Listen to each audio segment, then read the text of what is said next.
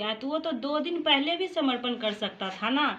कल उसकी मकान की कुर्की की डेट थी, कल कुर्की किया जाता, तो इसीलिए वो आत्मसमर्पण किया गया। उसका मन तो जवाब दे रहा था कि हम कहीं काउंटर होंगे, नहीं तो हमको पब्लिक मार देगी। अगर उसको आत्मसमर्पण ही करना था तो 2 दिन बाद भी आत्मसमर्पण न कर सकता था।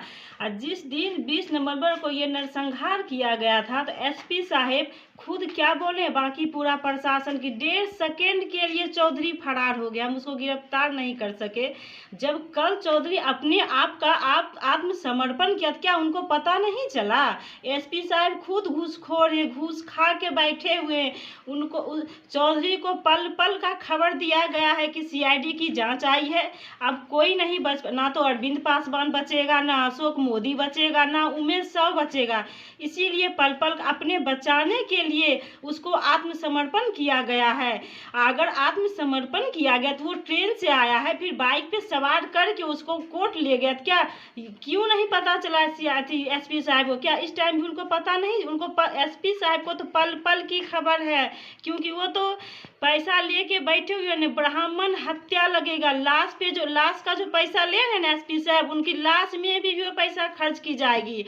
हमको रिक्वेस्ट है कि आशीष चौधरी के सामने हमको पेश किया जाए। उससे हम ये पूछेंगे, जब तुम मेरे हस्बैंड को मारा फिर तुम हमको क्यों छोड़ दिया था?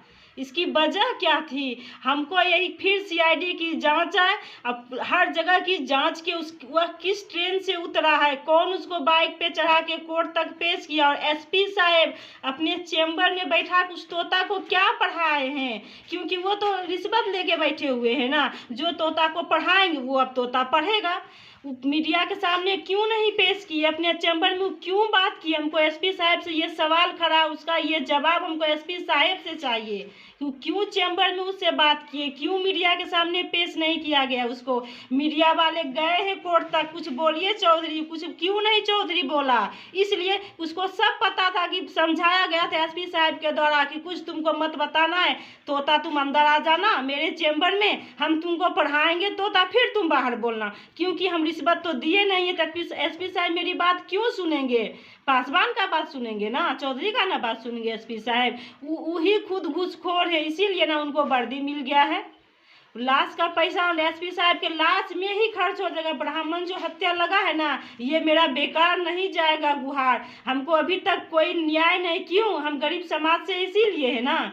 हम जो बोल रहे हैं, शूटर तो चौधरी था, उस टाइम कोई प्रशासन देखे थे? उस शूटर जो हम बोल रहे हुए झूठ बोला। अभी तक अरविंद पासवान का क्यों नहीं गिरफ्तार?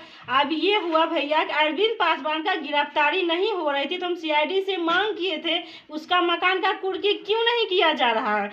इसीलिए अरविंद पासवान की लंबी लंबी हाथ है, वो शूटर को कांटेक्ट करके उसको आत्मसमर्पण किया गया कि हम नहीं बच पाएंगे। अरे चूतिया, तुम उसको आत्मसमर्पण जो किया है ना, उसके बाद भी तुम नहीं बच पाएगा पासवान। बात रही मौत की, तुम मेरे हस्बैंड को मार दिया, हमको मौत से कभी डर नहीं, क्योंकि हम मेरा बच्चा ही क्या, अगर किसी को तुम मिलाएगा तो उनको धमकी देके हम तुमको मार देंगे या मरवा देंगे।